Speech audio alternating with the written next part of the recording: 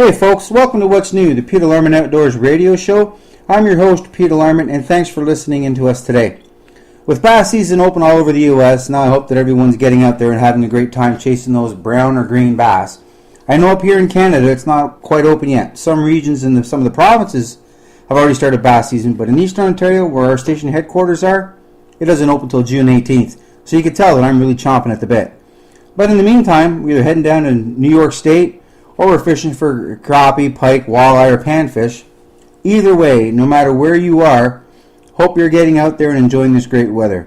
And I hope everyone has a safe Memorial Day weekend, wherever you are and whatever you're doing. And we want to talk to you, not about you. So go out and have fun, but be safe. And today on the show, we're happy to have Skeeter Yamaha Pro and Bass Elite Series angler and the recent Texas Toyota Bass Classic champion Matt Herren on the show. However, before we get Matt, let's take a quick commercial break, and we'll be right back right after this. You're listening to What's New, the Pete Alarmant Outdoors radio show on WRVO Radio Network.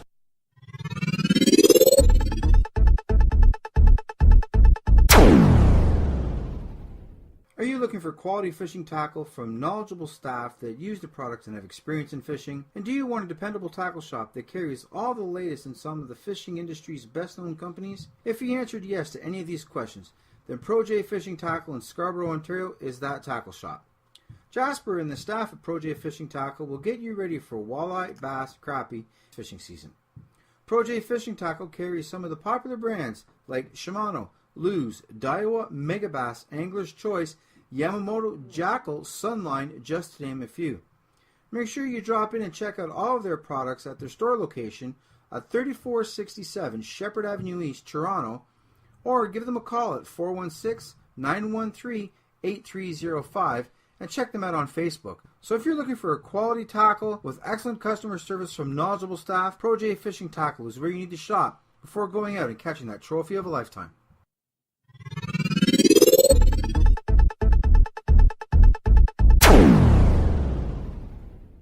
Welcome back. On the show we have Skeeter Yamaha Pro and your Texas Toyota Bass Classic champion, Matt Herren. Matt, welcome to the show. Hey, glad to be here. Matt, first off, congratulations on your big win. I know it's been a long time coming. Yeah, thank you. It's been a long time coming. I haven't won one since 2007, and you start really questioning whether you're going to win again. I've had a string of seconds a mile long, but just hadn't been able to close the deal. Finally got it closed out last week at the Texas Toyota Bass Classic. You're right. I mean, it's unbelievable. You finally got that monkey off your back, so to speak, and it must be a big weight off your shoulders. It really is. It really is. And then to do it under that format, it's the only true all-star event in professional bass fishing. You have the top 15 anglers from the FLW Tour and the top 15 anglers from the Bassmaster Elite Series from 2015 will come together at Ray Roberts and do fish against those guys, and to be able to win there, that's a big accomplishment. Mm-hmm. Yeah, it certainly is. And again, like you said, you've been second so many times, and it's finally good to close that deal. Matt, tell our listeners, what did you do to get the win? Because from my understanding, that was a pretty tough tournament, though. Oh, it really was. It was a grind, and it's it was kind of tournament that really suits my style, where the conditions are constantly changing, and you have to make continuous adjustments every day. A guy just couldn't go sit on one place and continue to catch them. The lake level was drastically falling, and the fish were moving. We hit it dead in transition from spawn to post spawn, and it was just, the fish were all over the place. And to be able to adjust, it was the only way to win. You had to go out open-minded and fish new. I fish new water every day of that event. Now, when you practice, I mean, as you just mentioned, you fish in new water every day. So do you treat this when you're in a tournament like that? Do you treat it as you're pre-fishing every day? I literally did. I would go back to areas where I would go back to where I ended the previous day, and I would give it 30 minutes to an hour and just kind of see. You're hoping that they'll be here and we'll catch them, and then you realize pretty quick that it's changed and you got to move. So every night before I went to bed, I looked at Bing Maps or Google Earth, and you start preparing. Okay, what am I going to do tomorrow if what where I ended today is not working? Mm-hmm. So that was literally the thought process going into is how I approached it. Is I kind of accepted the fact I was going to have to adjust every day. So I got lucky, and I was the guy that figured it out. Tell if you can. I mean, so your conditions change from day to day. It's a 3-day tournament. So day one, what were you fishing, and what were the conditions? I mean, you don't have to give it. We started off on day one with cloudy, overcast skies, windy, and the guys, they really caught them good under those conditions. I struggled. In practice, one afternoon when I dialed in on the pattern I actually won the tournament with, we got some sun, and the lake's full of salt cedars. These cedar trees, they call them salt cedars, and they're at the head of drains. And make a long story short, when they were coming out of the shallow brush and the bushes and the willows. They were going into the drains, getting in those salt cedars. Well, the one afternoon of practice, we got some bright sunny skies. It's when I got a few bites in those cedars, and it keyed me in on to where they were going. Mm-hmm. Well, on the first day of the tournament, when it was cloudy and windy, they really killed them in the morning, and I struggled. I didn't have a fish till 11 o'clock. Ouch. Well, at 11 o'clock, the sun came out, and from 11 o'clock to 3 o'clock, I caught 19 pounds. The fish really got on the salt cedars, and what I thought was going to happened really well. Well, the second day of the event, lo and behold, we had bright sunny skies all day, but yet I struggled because it didn't dawn on me till midway through the day that the areas that I had caught them the day before just wasn't going to replenish, and I was going to have to go locate new water. Same pattern, new water. And that's kind of the theme of the whole event. It's just like there was a group of fish in the area. When you found them, you caught them, and there wasn't no more coming, or they just the area wouldn't reproduce. It was the darndest tournament I've ever fished. It was a struggle. It was a grind. It was just dumb up and go fishing. Now, is that in your experience? And I mean, I think you said you were doing this for.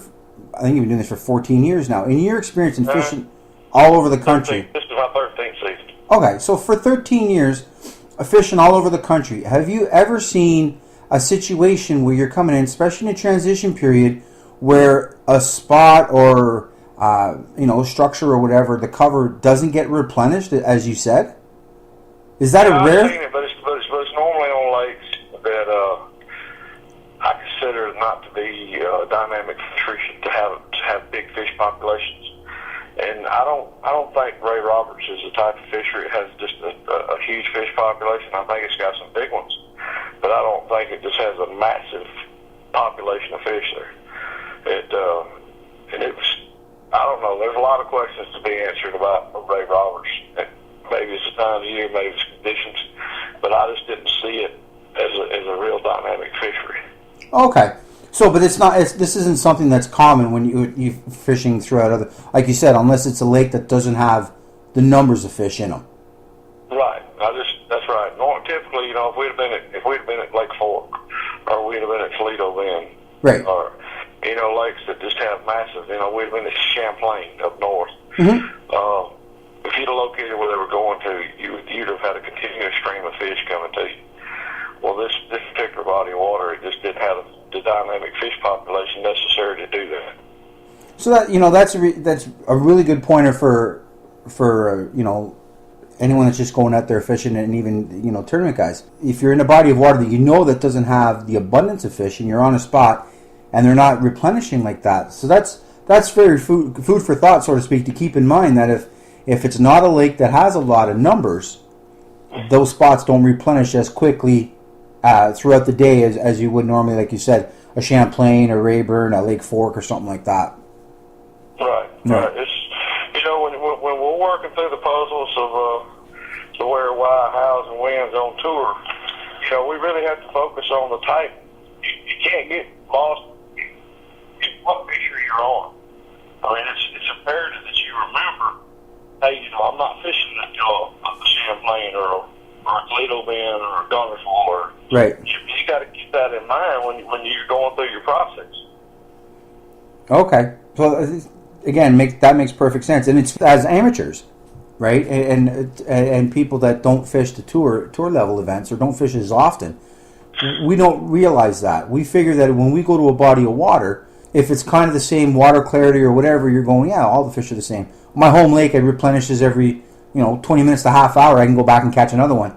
Whereas if I go to a different lake, this doesn't work that way. There's a fine line there. I preach most of the time all over the country that a lot of guys run off and they leave biting fish to go find other fish. And you need to be more patient. You need to experiment inside the area where you already located the fish. A lot of times you can change patterns, you can change technique, you can change lure presentation, and you can continue to catch fish in those schools. Right. But then there's just some fisheries you're going to fish. That population of fish doesn't exist. So you have to move, and that's just going to come from listening to your gut instincts and having an understanding of the history of that body of water. And also spending time on the water and being able to make those, as you said, to listen to your gut, but also to be able to realize or recognize those situations. That's it. Yeah. Again, everyone reads Bassmaster Magazine or FLW Outdoors, and everyone reads about how many days on the water is such an important factor, and it's so true when you need to fine tune and be able to catch fish, and it's a lot different for tournament guys. Whereas weekend warriors or weekend, like the guys that get out a couple times a year, sure you want to catch fish and you want to get out and enjoy the limited time you have, but you'll never unless you spend that time on the water, you won't be able to put that together as you just described now. So again, food for thought to all our listeners out there. That's a cool pointer and a really neat tidbit of information that that not a lot of anglers will share with others. And it's thanks for sharing that, because that'll make a big difference in a lot of people if they're really paying attention. Once you understand what you got coming to you, when you're fishing an area, you've got a big massive spawning bay behind you, and you think the fish are in transition, and you're drawing from a big school of fish that's coming to you. That's one scenario. But when you're fishing an area that you don't think you can see the potential of it, and it just doesn't have you don't think you're drawing from a big school, that's another scenario. Mm-hmm. So everything is a piece of the puzzle in the equation. You have to consider each circumstance as it comes to you. And it's fishing with an open mind, and obviously knowledge has a key part in that. But with an open mind, it also plays a factor into that, as you mentioned. Well, conditions are changing rapidly the way they were at Ray Roberts. Mm-hmm. The whole key winning that tournament was fishing with open mind. I mean, I never had anywhere I had to be. I never locked in on anything. It was just a circumstance of I had a mindset of I got to get bit today. Where am I going to get bit today? Right. And it worked out well. It did. So now, day one was cloudy, and like you said, everyone got them good, and then you got them the latter part of the day. What was day two and day three like? Day two was just bright and sunny and bluebird, and it was perfect for what I was doing. But yet I struggled. I caught 15 pounds, and that's when it really started dawning on me on day two that the areas that I was fishing was not reloading. There was more coming. So I had to constantly adjust and move. And actually, I made some good adjustments to catch 15 pounds on day two. Because I had to totally abandon the area. I caught 19 pounds on day one. And then day three, we started off just like we did on day one. Cloudy, windy. I really struggled in the morning. But yet, I recognized it, and I went and I changed what I was doing and where I was doing it for the conditions. That's the reason why I won the tournament on day three. I hope hopefully our listeners are really paying attention to what you're saying here, Matt, because it's so. You guys fish all over the country in different bodies of water, and what you're saying to be an open-minded and know where you're fishing and what you're fishing is so important, and you've proved it. It's again, congratulations on that. That's phenomenal. It's really cool. Well, my tip to to anglers at home now, there are so many tools available to us as anglers now that wasn't available 25 years ago. Mm-hmm. And with the right mindset and the right thought process and the ability to use everything that's available to us, from Lake Master mapping, from Bing and Google Earth, satellite imageries, to fishing reports, to all kind of to data collected on these bodies of water, you can formulate. I'll typically just use stuff that's commonly available to everybody. And by the time I get when I'm in preparation for a lake, by the time I go through my thought process of seasonal time of the year, the present day conditions that I think we're going to be fishing, when I go through all that thought process, I basically eliminated 2/3 of the lake before I ever get there, using nothing but stuff that's available on the internet. Right. So Guys will do that and fish with an open mind, their success rate's going to go way up. Well, you heard it there first, folks. I mean, this gentleman here is a guy that does this for a living, so you know what he's saying is you could probably take. Well, you can't take it as the gospel truth. Without preparation, it's open mind. You're in. Your success rate won't be as high as it is. Thanks for sharing that with us, Matt. It almost like it would be another great interview to have you talk to us about the process of pre-fishing and how a professional would go pre-fishing. But maybe we can do that another time. Well, you can get back with me on another time, and I can do that. I mean, because I've got a little seminar that I do on actual tournament preparation and simplify the process, and that's the biggest thing that's led to the success that I've had on tour over the last 13 years is simplifying the process and getting rid of all the mental clutter and trying to stay focused on exactly what I'm doing and why I'm doing it. Well, that'd be cool. We'll take you up on that. We'll hook up after the show again and maybe set up a time that we can do that later on down the line. That sounds cool.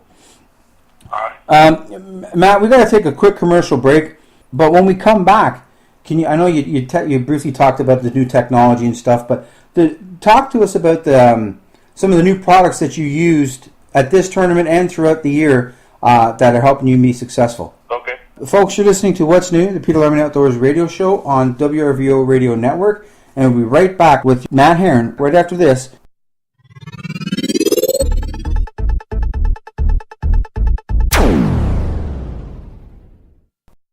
Livingston Lures.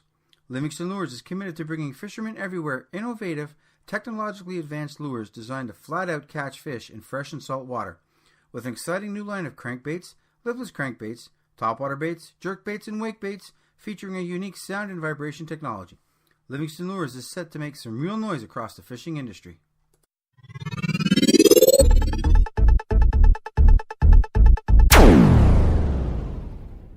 Welcome back. We're talking with Texas Toyota Bass Classic champion and Skeeter Yamaha Pro Matt Herren. And before the break, Matt, I had asked what new products helped you get this elusive win. The number one thing that I depended on in this particular win is my Humminbird electronics with Lake Master mapping. The Lake Master had an HD chip available for Ray Roberts. And when I really got dialed in on what I was looking for, that's what really enabled me to keep an open mind and fish new water every day and find fish coming out, was by using the Lake Master topography. And I was able to locate the drains going through those spawning flats. And when I found the drains, it was just physically a matter of going to that area and seeing if the right combination of standing timber was there. The lake's full of salt cedars and big hardwood trees. And when I found the right groups, combinations of trees, it was magic. But those electronics in the Lake Master mapping was everything as far as success. Now the electronics, I know you mentioned you're using Humminbird. Were you able to locate that with with the side imaging, or was it just with the map, with the chip itself? Well, it was just with the chip itself, because once I got there, the trees were above the surface. Oh, okay. But you got to understand that lake is solid standing timber, so it looked like a forest. And what was going on under the water as far as the drains, because you can find those combinations of trees everywhere, but if they wasn't in the drain what I was looking for, it didn't matter. Mm-hmm. It had to be keeping in that 6 to 10 foot depth zone, so I was able to take depth highlight with my hummingbird units, highlight the depth zone I was looking for in the drain, and I could go straight to it. So the speed at which I was able to practice was incredible. And as you said, using the technology you had available with your maps and your hummingbird, you were able to do that. Sorry. That was the whole key to it. I mean, the line, lure, rod, reel. I mean, that's all important. But I'm a firm believer. I got an old saying: you can catch fish on a bubblegum colored rock if you're around them. and you can have the best rod, the best line, the best bait, the best everything in the world. With a million of fish there, you're not going to catch one. True enough. So that was what got me in the area, and then all the other stuff as far as line, lures, rods, all that was key in the wind. But knowing the zip code those fish lived in was the key. Exactly. Yeah, you're right. I mean, you can have the best rod and reel and line in the world, but if you're not on fish, you're not going to catch anything. And so, going back to the tackle that you used, was there a particular bait they were biting on? I mean, or was it a style? Was it just what did you catch them on? I fished a 5/8 ounce Sandtone M series jig. It's a jig that I fished for probably 30 years. It's an incredible brush and rock jig. Guys like to fish trees and rocks. It has a little wider head, so it sets up. It doesn't want to roll over and hang up. It's got a 5/0 Gamakatsu hook in it. It's just by far the best brush and rock jig that I've ever seen. Like I said, I've been fishing with it for a long, long time. It was in watermelon red color. I was cutting up kidding with the folks that own Sandtone. I constantly tinker and make my own jig skirts and stuff in the boat. Mm-hmm. And I keep blank material there. And I saw a bluegill in practice, and he was really an odd color. And I was digging around through my skirt material, and I actually come up one, and we're going to come out with it on the market. It's called, we're going to name it the Ray Roberts Special, because it was really a weird combination of watermelon red and cream pumpkin that those fish absolutely destroyed there. The trailer I was using was a Reaction Innovations Twerk. It's a new chunk type trailer from Reaction Innovations. Mm-hmm. Kistler KLX 7.6 heavy. It's a 6-power rod. Flipping stick. Had a Ardent Grand 7.3-1 reel. And I was using Gamma Edge fluorocarbon, 20-pound test. There you go. So go ahead and get all that, folks, and you'll be catching fish like Matt Herren over at Ray Roberts Lake. Matt, I want to thank you very much for taking the time to talk to us.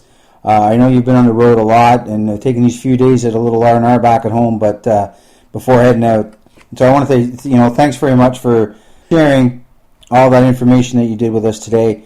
There's some very valuable information there that hopefully our listeners will be able to put to use. I know I will. Good luck for the rest of the season, and hopefully those wins continue to come for you.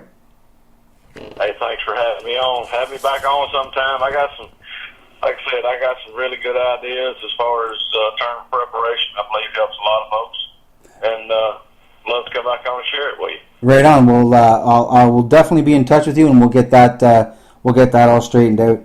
Folks, this episode was brought to you by Luz, building innovative products that are faster, lighter, and stronger. George's Marine and Sports, making fun of reality. Livingston Lures, the difference is clear. Pro J Fishing Tackle out of Scarborough, Ontario, and Nitro Boats, driven to be the best. It's our passion. Folks, take a kid fishing. They are the future of our sport, and practice catch and release. Remember what I always say, work hard but fish harder. I'm your host, Peter Larmond, and Lord willing, you will tune in to us next week as we bring you what's new. Thanks for listening.